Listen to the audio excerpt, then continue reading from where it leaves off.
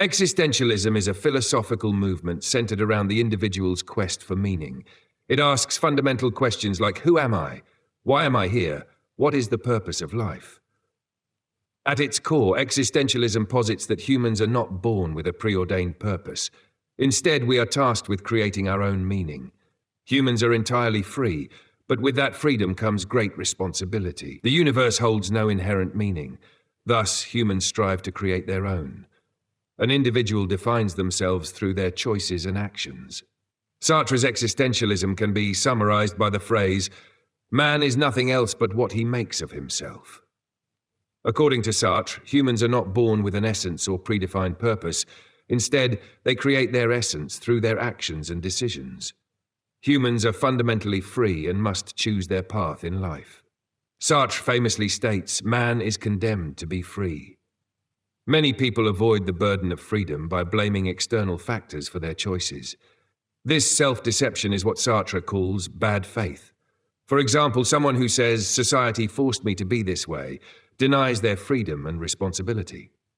For Sartre, meaning is not found but created through our actions and decisions. Sartre elaborates on these ideas in his philosophical masterpiece, Being and Nothingness, where he explores how individuals construct their own identities. His famous play, No Exit, illustrates the existentialist idea that hell is other people, exploring how relationships shape and challenge personal freedom. Although often associated with existentialism, Albert Camus preferred to describe his philosophy as absurdism. For Camus, the human quest for meaning clashes with the universe's indifference, creating what he calls the absurd. Camus explains the absurd through the myth of Sisyphus. In Greek mythology, Sisyphus is condemned to roll a boulder up a hill, only for it to roll back down every time. Camus compares this eternal struggle to human existence. Life may seem meaningless, but we must embrace it and live fully despite its absurdity. The universe is devoid of inherent meaning, but this does not imply that we should give up on life. Humans must accept the absurdity of life and simultaneously rebel against it by living authentically and passionately. Camus concludes his essay, The Myth of Sisyphus, with the statement, "We must imagine Sisyphus happy." Camus' most celebrated novels, such as The Stranger, explore the absurdity of life through the experiences of characters who confront the meaningless world. His essay, The Rebel, delves into how rebellion can bring purpose to a seemingly purposeless existence. While Sartre and Camus share some ideas, they diverge significantly. Sartre believed in the human ability to create meaning through free will and action. Camus, however, emphasized accepting the absurd and finding joy in life despite its lack of inherent purpose. Sartre approached existentialism as an ethical framework, while Camus focused on the psychological and emotional aspects of human existence. For Sartre, freedom is a call to action. For Camus, life is a balance between rebellion and acceptance. The ideas of Sartre and Camus remain profoundly relevant in the modern era. In an age where technology and globalization create both opportunities and existential crises, the search for meaning is as pressing as ever. Sartre's emphasis on freedom and responsibility reminds us of our ability to shape our lives, while Camus' philosophy of the absurd teaches us to embrace life's challenges with courage and resilience. These two thinkers continue to inspire individuals to reflect deeply on their existence and navigate life with authenticity and purpose. Thomas Hobbes and John Locke were two influential political philosophers whose ideas on the state, government, and social contracts laid the foundation for modern political thought. Hobbes, the Leviathan and Absolute Authority. Thomas Hobbes, in his work Leviathan, argued that in a state of nature, life would be nasty, brutish, and short. To escape this chaos, individuals willingly enter into a social contract, surrendering their individual freedoms to an absolute sovereign authority.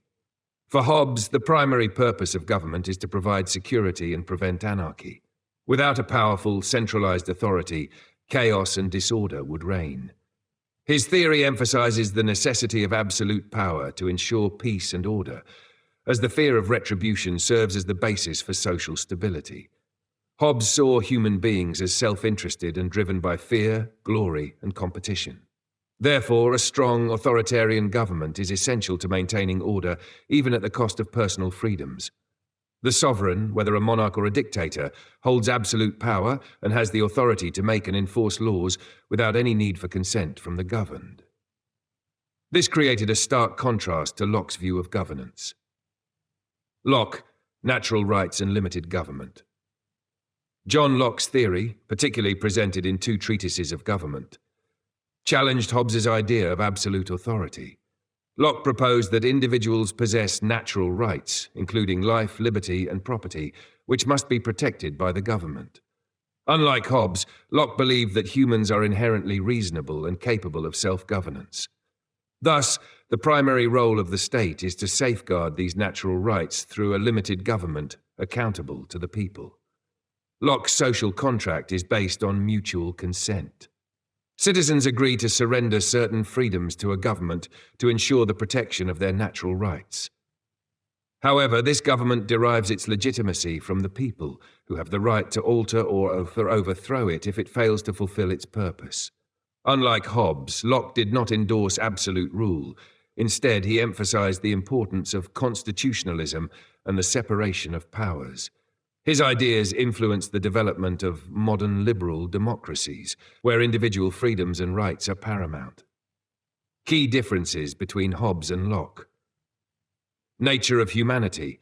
Hobbes viewed humans as selfish, competitive, and naturally prone to conflict. Locke saw humans as rational, cooperative, and capable of living together peacefully under proper governance. 2. Purpose of government. Hobbes believed a strong, centralized authority was necessary to avoid chaos. Locke advocated for a government that protects individual rights and serves the will of the people. 3. Authority. Hobbes supported absolute sovereignty, where power rests in the hands of a monarch or ruler. Locke supported a government with limited powers, accountable to the citizens through a constitutional framework. 4. Revolution and rights. Hobbes dismissed the idea of revolution, advocating for obedience to authority for social order. Locke supported the right to overthrow a government that violates natural rights, championing the concept of revolution if necessary. 5. Influence. Hobbes's ideas influenced authoritarian regimes and legal systems that prioritize security above all. Locke's philosophy underpins liberal democracies, emphasizing the balance between government power and individual freedoms. Influence on modern political thought. Both Hobbes and Locke left a lasting legacy on political theory, with their contrasting views shaping debates on governance, human rights, and state power. Hobbes's idea of absolute authority is reflected in authoritarian regimes where centralized power is upheld, while Locke's theories of natural rights and limited government have been foundational to the principles of democratic societies. Today, understanding their philosophies provides a deeper insight into the fundamental dynamics of power, liberty, and the social contract. Utilitarianism, rooted in the works of Jeremy Bentham and later refined by John Stuart Mill, is a consequentialist ethical theory that focuses on maximizing overall happiness or well-being. At its core, utilitarianism holds that the morality of an action is determined by its ability to produce the greatest happiness for the greatest number of people. Jeremy Bentham and the foundations of utilitarianism. Jeremy Bentham, often regarded as the father of modern utilitarianism, introduced the concept of the greatest happiness principle. Bentham believed that human actions should be judged based on their outcomes. His principle posits that the best course of action is the one that maximizes pleasure and minimizes pain for the majority of people. Bentham's approach was largely quantitative. He developed the hedonic calculus, a systematic method to calculate the amount of pleasure an action would produce.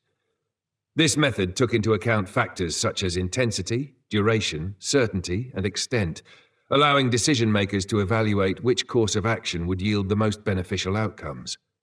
Bentham's utilitarianism was pragmatic, aimed at addressing social issues such as poverty, crime, and inequality by promoting policies that benefit the largest number of people.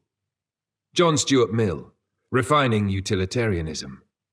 While Bentham provided the foundation for utilitarian ethics, John Stuart Mill expanded and refined the theory in significant ways. Mill's utilitarianism maintained the core idea of maximizing happiness, but introduced a more qualitative approach. He emphasized the distinction between higher and lower pleasures, asserting that intellectual and moral pleasures are superior to physical or superficial ones. Mill argued that not all pleasures are equal. Intellectual pursuits, social engagement, and moral development contribute to a more profound sense of happiness. According to Mill, higher pleasures are unique in their capacity to fulfill not only physical needs, but also a sense of purpose, autonomy, and moral excellence. His harm principle further refined utilitarian thought by asserting that individuals should be free to act unless their actions cause harm to others. Key concepts in utilitarian ethics. 1. The greatest happiness principle. At the heart of utilitarianism is the idea that the right action is the one that maximizes overall happiness or well-being. This principle considers the collective impact of actions rather than individual intentions or moral codes. 2. Hedonic calculus, Bentham's tool for measuring happiness, which evaluates factors such as intensity, duration, certainty, and extent, remains a key element in applying utilitarian theory to practical situations. 3. Qualitative versus quantitative utilitarianism. Mill's emphasis on higher and lower pleasures introduces a balance between quantity and quality of happiness, suggesting that some forms of happiness are more valuable than others. 4. Rule versus act utilitarianism. Utilitarianism can be applied either through act utilitarianism, where each individual action is assessed for its impact on happiness, or rule utilitarianism, which focuses on creating rules that generally maximize happiness. Criticisms of utilitarianism. While utilitarianism offers a compelling framework for ethical decision-making, it has faced criticism. One major concern is its potential to justify actions that are deemed morally unacceptable if they contribute to greater overall happiness. For example, decisions involving the sacrifice of the minority for the greater good may lead to moral dilemmas. Additionally, calculating happiness can be challenging, as it involves subjective experiences and unforeseen outcomes. Another criticism is that utilitarianism sometimes fails to take into account the importance of individual rights or justice, potentially allowing for the mistreatment of certain groups in favor of broader societal benefits. Mill, in his later works, acknowledged these issues, striving to incorporate justice and liberty more deeply into the framework. Utilitarianism in practice. Despite its theoretical challenges, utilitarianism has been influential in shaping public policy and guiding moral discussions. From healthcare allocation and criminal justice reform to environmental policy, utilitarian ethics continue to serve as a practical tool for addressing complex social issues. Policymakers often use utilitarian principles to weigh the impact of their decisions on different populations, balancing short-term gains with long-term welfare. In contemporary discussions, utilitarianism remains a powerful ethical tool, encouraging societies to consider the broader implications of their actions and fostering a more equitable and just world. However, its ongoing evolution demands careful deliberation on balancing utility with moral considerations and the rights of individuals. Nihilism is one of the most profound and unsettling philosophical concepts, particularly in the context of Friedrich Nietzsche's thought. At its core, nihilism grapples with the idea that life lacks inherent meaning or value. Nietzsche's philosophy serves as a foundation for understanding this concept, as he explores the idea that traditional values, religious, moral, and cultural, have lost their significance in the modern world. Nietzsche and the Death of God.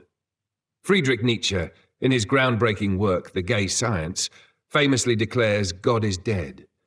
This provocative statement isn't simply a critique of religion or theism. It symbolizes the decline of a universal objective framework for truth and meaning.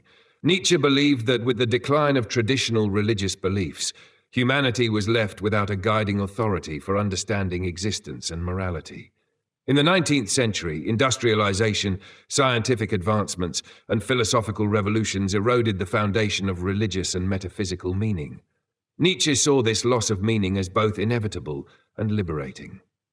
The death of God left a void Nietzsche referred to as nihilism. The value void and nihilism. Nihilism, as Nietzsche describes it, is the belief that life lacks meaning, purpose, or intrinsic value.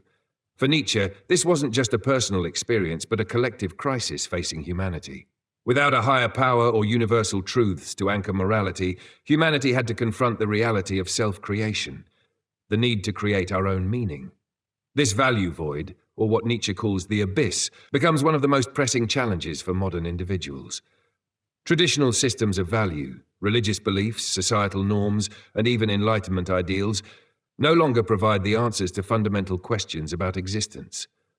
Nietzsche warns that without a new value system, humanity risks falling into despair or becoming complacent with superficial distractions like consumerism or ideologies. Overcoming nihilism, the will to power and self-creation. Despite the bleak outlook of nihilism, Nietzsche did not advocate for nihilism as a permanent state. Instead, he proposed a framework for overcoming it, the will to power. Nietzsche's idea of the will to power suggests that humans are not passive beings, but creative forces who strive to assert and express their unique potential. Through self-creation, individuals have the responsibility to define their own values and create their purpose. Nietzsche believed that by embracing this creative freedom, humans could move beyond nihilism and toward a more authentic existence. The Übermensch, or Overman, is Nietzsche's ideal, a person who has transcended the limitations of conventional morality and created their own set of values, affirming life's challenges and absurdities. This idea of self-overcoming and self-creation is central to Nietzsche's philosophy. He rejects the notion of a fixed essence or predetermined purpose. Instead, he emphasizes growth, transformation, and the constant evolution of one's identity through the pursuit of life's challenges. Nihilism in the modern world. In today's context, Nietzsche's ideas on nihilism remain strikingly relevant. As society grapples with the decline of traditional institutions, technological advancements, and shifting cultural values, individuals face a similar struggle with meaning. Modern crises, ranging from environmental degradation to political disillusionment, reignite the search for purpose in a world that feels increasingly disconnected from objective truth. Nietzsche's philosophy encourages a re-examination of values. In a world without divine meaning, individuals must assume the responsibility to cultivate personal, ethical, and creative values. This requires embracing uncertainty, confronting existential dilemmas, and actively engaging in the process of creating one's meaning in life. Nietzsche's legacy, a call to action. Ultimately, Nietzsche's nihilism serves as both a challenge and an invitation. It challenges us to recognize the void of traditional meaning systems, while inviting us to rise above it by creating our own path. His philosophy underscores the importance of individual empowerment, autonomy, and the courage to embrace the complexities of existence. In a world where certainty and dogma are no longer adequate, Nietzsche's call to embrace uncertainty, challenge established norms, and pursue self-realization remains a beacon for those seeking a deeper understanding of life's meaning.